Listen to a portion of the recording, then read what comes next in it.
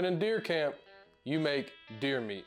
I've got backstrap from last year's deer, and I'm gonna make my favorite meal of all time. So what I'm gonna do is I'm gonna take the backstrap, slice it real thin, pound it out, season it, put it in some seasoned flour, and fry it in butter. In butter!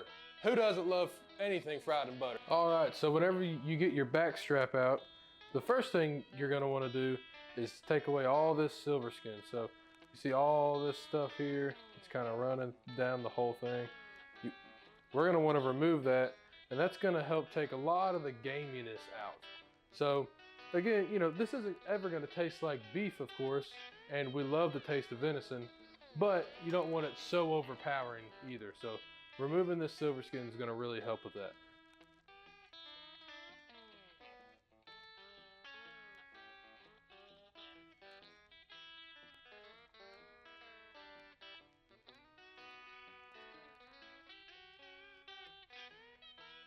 All right, so after you get all that silver skin off, this is when you're just gonna cut this into small slices. So take your knife there,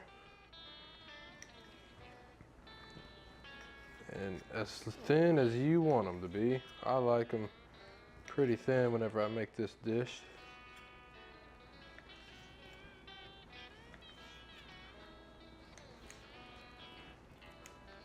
There you go.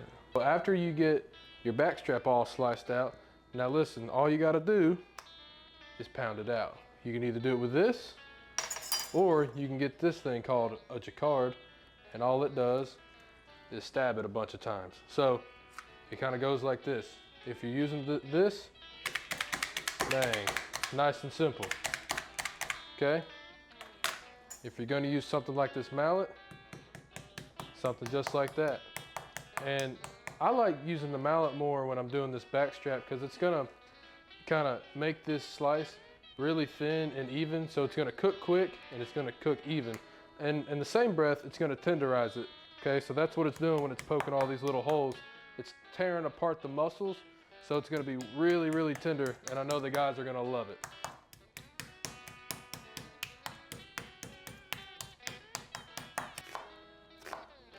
All right, so after that's done, now you're gonna season the meat.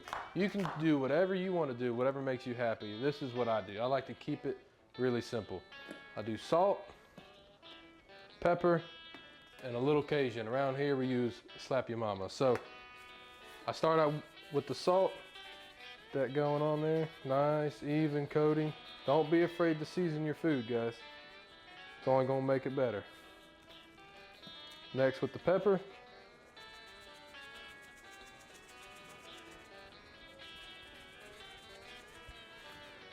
And then some Slap Your Mama. So now we're gonna get our flour together. So pretty simple stuff. Just put flour in a bowl and we're gonna season it. And then we're gonna put our backstrap that we've already sliced and pounded out into this, and we'll fry it up. So flour goes in, and the same seasonings I just used on the meat, I'm gonna put in here. So pepper, salt, and some Slap Your Mama.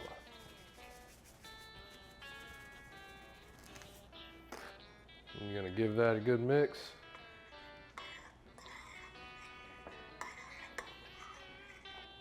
Flour's ready to go. All right, so now you got the meat ready, the flour's ready. Now you just gotta combine them. So just take your slice, go into the flour, try to get it all nice and coated, and then get off that excess flour, okay?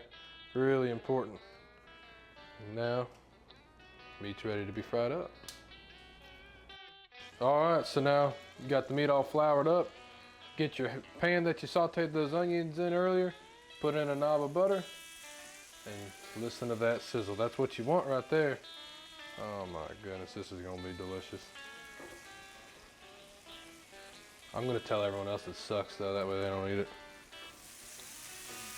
So I wanted the background to be a little blurred out. It's good, but then it made it hard to grab focus on. So we've cooked the meat, we took it out of the pan, we put our onions back in, and now we're gonna deglaze it with some red wine. Yeah. Oh. That's what you want right there. Little splashing on.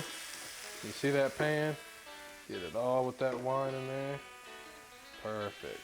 So now after you deglaze it, you're gonna put water in it. And you may be like, what in the world did you just put water in this pan for? That's why you get beef base. You can get it at any store across the country. And essentially, you're making beef stock. Now, you may be like, well, why don't you just buy the bottle of beef stock? I'll be real honest, because it's terrible. That's why I don't do that. I do this, it's much better. It's really, really concentrated. The flavor really, really pops out, and it's how I was taught, and it's just better. I would challenge anybody if you use beef stock instead of this. So, you get your water, and now you may be like, how much water should I put in there? Or how much gravy do you want? That's how much water you put in there. Boom, beef base in. This stuff is cheater juice, folks.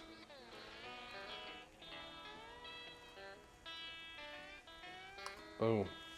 You just made beef stock. No, this is not coffee. This is cornstarch and water.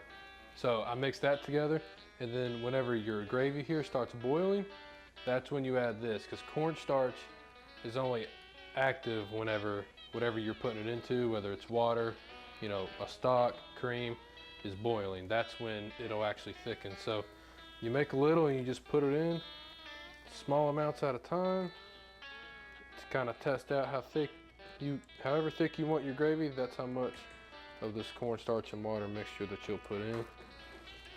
And eventually you'll get good at kind of judging how much you need. So now that the gravy's made, I'm just putting this meat back in it. I'm just gonna let all those flavors soak in there, and then we'll be ready to eat. And this is the final product.